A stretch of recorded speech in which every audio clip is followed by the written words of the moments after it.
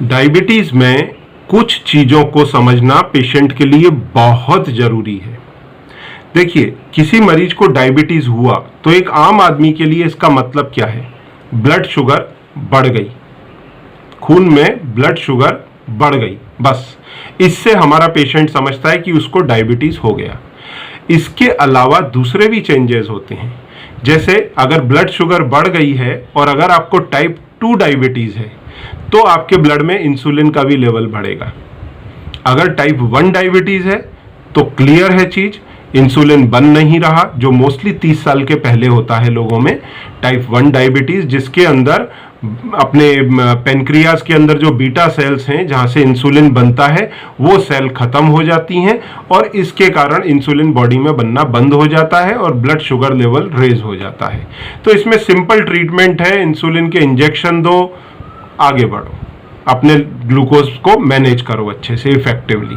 अब इसमें भी कुछ एक ट्विस्ट है कि आप अगर कार्बोहाइड्रेट डाइट के अंदर भरपूर लेते रहेंगे, भरपूर मतलब भरपूर 250 ग्राम, 300 ग्राम, 350 ग्राम पर डे के, तो ये आपको कॉम्प्लिकेशंस ला करके देगी, ठीक है। और अगर आप कार्बोहाइड्रेट कंट्रोल में लेंगे 100 ग्राम, 150 ग्राम, 200 ग्राम, तो आपको एकदम कंट्रोल के अंदर दवाइयां लेनी पड़ेंगी, इंसुलिन इंजेक्टेबल लेना पड़ेगा। अब इसी तर्ज पे टाइप 2 डायबिटीज जो अक्सर 35-40 साल के बाद लोगों में होती है, जिसके अंदर ब्लड शुगर रेज होता है, साथ में ब्लड इंसुलिन भी रेज हो जाता है और सेल के अंदर रेजिस्टेंस आ जाता है इस बहुत सारे इंसुलिन के कारण।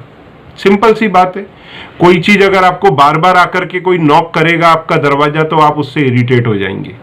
इसी तरह ब्लड के अंदर अगर शुगर बहुत हो जाएगी, इंसुलिन बहुत हो जाएगा, तो हमारे जो सेल हैं वो रेजिस्टेंट हो जाते हैं इसी इंसुलिन के लिए। अब हम इसका इलाज कैसे करते हैं?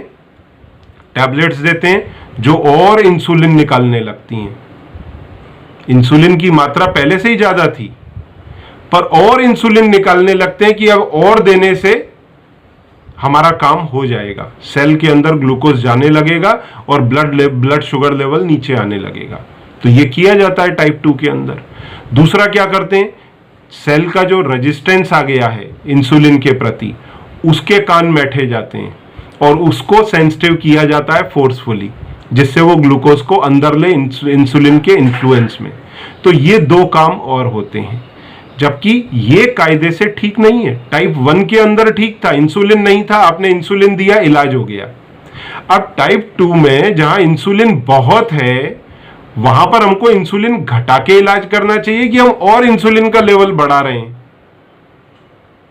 हम और इंसुलिन का लेवल बढ़ा। जब इंसुलिन का लेवल और बढ़ेगा तो आज तो आपका काम हो जाएगा, पर 6 महीने बाद, 1 साल बाद यही डोज आपको कम कर पड़ने लगेंगे।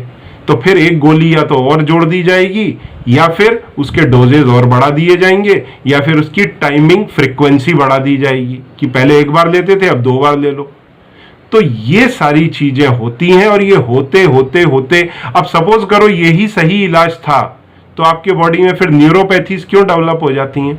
5 साल, 10 साल, 15 साल के बाद में डायबिटीज में आपने अक्सर देखा होगा हाथ पैर में कांटे चुभने लगे या कुछ कार्डियक प्रॉब्लम हो गया, रोशनी कमजोर हो गई या फिर कुछ किडनी प्रॉब्लम आ गया। अगर यही सही इलाज था तो ये कॉम्प्लिकेशन क्यों आ गए? ये नहीं आने चाहिए थे ना। पर एक दिन आपको डॉक्टर इन्फॉर्म करते हैं कि भाई अब तो आपको न्यूरोपैथीज हो गई हैं। अरे भाई बड़ी प्रॉब्लम है, या फिर आपके अभी तो ब्लड सप्लाई नहीं जा रहा है पैर के अंगूठे में, निकालना पड़ सकता है। तो इस तरीके की स्थितियां फिर बननी नहीं चाहिए थी अगर यही सब कुछ सही है तो।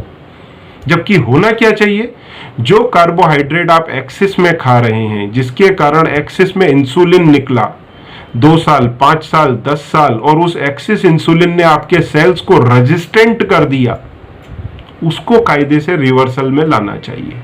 यह सही इलाज है। तो करना क्या चाहिए था, ब्लड शुगर बढ़ा हुआ है, आपने कार्बोहाइड्रेट कम कर दिया खाने के अंदर तो अपने आप ब्लड शुगर नीचे आ गया, बराबर हो गया। अब जब ब्लड शुगर नीचे आएगा तो इंसुलिन भी कम निकलेगा, क्योंकि इंसुलिन को जाके स्टिमुलेट कौन करता है, यही ब्लड शुगर। तो जब ये कम हो गया तो इंसुलिन का लेवल ऑटोमेटिक नीचे आ गया। अब जब ये दोनों नीचे आ गए तो इंसुलिन अगर सेल्स को ज्यादा नहीं मिलेगा 6 महीने से साल भर में सेल्स में सेंसिटिविटी आने लगेगी। तीनों चीजें सही हो गई। तो it is sounding much better and logical. अब इसमें क्या देखा गया है, लोगों का अक्सर वजन ज्यादा होता है, 5 किलो, 10 किलो, 15 किलो, तो कायदे से वो वेट रिवर्सल होना चाहिए। तो जैसे ही आप लो कार्बोहाइड्रेट डाइट पे जाएंगे, लो फैट डाइट पे जाएंगे, कैलोरीज आपके खाने की घटाएंगे, 1000-1200 की कैलोरी के फूड पे आ जाएंगे, तो आपके बॉडी में कार्बोहाइड्रेट के साथ में फैट भी बर्न होना शुरू होगा और आपका वजन कम होने लगेगा। अदरवाइज जब तक ये दवाइयां चलेंगी आपका वेट लॉस करना काफी डिफिकल्ट होगा। डॉक्टर आपको बोलते रहेंगे कि आप वेट लॉस करें, आप उसके लिए वॉक करते रहेंगे और वेट लॉस होगा नहीं। वॉक करते रहेंगे पर वजन नहीं घटेगा, क्योंकि वो इंसुलिन की बढ़ी हुई मात्रा वजन घटने ही नहीं देगी। तो हमको करना क्या है, इंसुलिन की मात्रा घटानी है। हम इंसुलिन की मात्रा दवाई से बढ़ा रहे हैं। तो कार्बोहाइड्रेट डाइट में कम करें, इंसुलिन की मात्रा घटेगी अपने आप, सेल धीरे धीरे अपने आप सेंसिटिव होगी, फैट बर्न होकर के यूटिलाइज होगा, आपका वजन नॉर्मल होगा, बॉडी वेट नॉर्मल होगा और सारी चीजें जगह पे आके बैठ जाएंगी। So this should be the treatment. अब अगर इसमें कुछ आपको कंफ्यूजन रह जाते हैं, पर एक बात ध्यान रखना, मैं आपको ये नहीं बोल रहा हूं कि आपके डॉक्टर की एडवाइस की हुई दवाइयां आप बंद करें। नो, आपको दवाइयां ऐसे बंद नहीं करनी है। हाँ, आपने डाइट कंट्रोल किया, ग्रेजुअली आपका ब्लड शुगर नीचे आ गया, डॉक्टर से पूछ करके आपने अपने डोजेज रीशेड्यूल कर लिए, फिर आपकी दवाइयां छूटें तो वो लॉजिकल है, ठीक है। और ये कार्बोहाइड्रेट कम हमको कहाँ मिलता है, सबसे अधिक मिलेगा रिफाइंड एंड प्रोसेस्ड फूड में। दूसरे नंबर पे होल ग्रेन्स में। होल ग्रेन्स अच्छे माने जाते हैं, पर होल ग्रेन्स में भी कार्बोहाइड्रेट भरपूर है। तीसरे नंबर पर जो बेस्ट डाइट है वो है वेजिटेबल एंड फ्रूट बेस्ड। जो लोग उस डाइट में जाएंगे, डायबिटीज खत्म।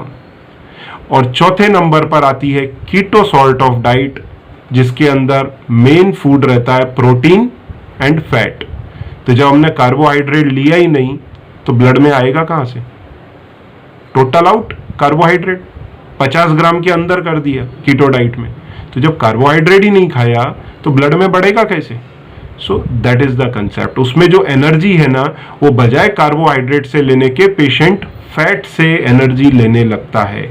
फैट कन्वर्ट होते हैं फैटी एसिड में, फैटी एसिड कन्वर्ट होते हैं कीटोन्स में, वो एनर्जी देते हैं। तो आपके बॉडी के अंदर जो फैट है वो भी गलेगा।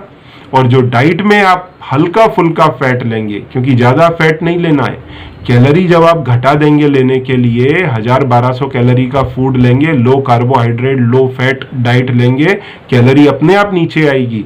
तो वो एक्स्ट्रा कैलोरी कहां से निकलेगी, आपके बॉडी के फैट से। तो आपकी बॉडी जो है फैट को प्राइम सोर्स के रूप में यूटिलाइज करेगी, फैट को पूरा गला देगी, हटा देगी, और उसके बाद में बाहर का फैट भी आपका यूटिलाइज होगा। तो जैसे ही आप में स्लिमिंग आई, आपकी सेल वापस से सेंसिटिव होने लग जाएंगी, क्योंकि फैट भी इंपॉर्टेंट रोल अदा करता है सेंसिटिविटी घटाने के लिए इंसुलिन की सेल में। तो वो इंसुलिन की सेंसिटिविटी रीगेन हो जाएगी, आपकी डायबिटीज करेक्शन पर आ जाएगी। सो अगर इसमें भी अगर आपको कुछ चीज समझ में नहीं आई है, आप नीचे दिए हुए बटन को प्रेस करें, मैं या मेरे असिस्टेंट आपको हेल्प करेंगे, जिससे आप नेचुरल तरीके से डायबिटीज को कंट्रोल कर सकते हैं, मैनेज कर सकते हैं, इवन जो केसेस हैं उनमें रिवर्स कर सकते हैं। Thank you.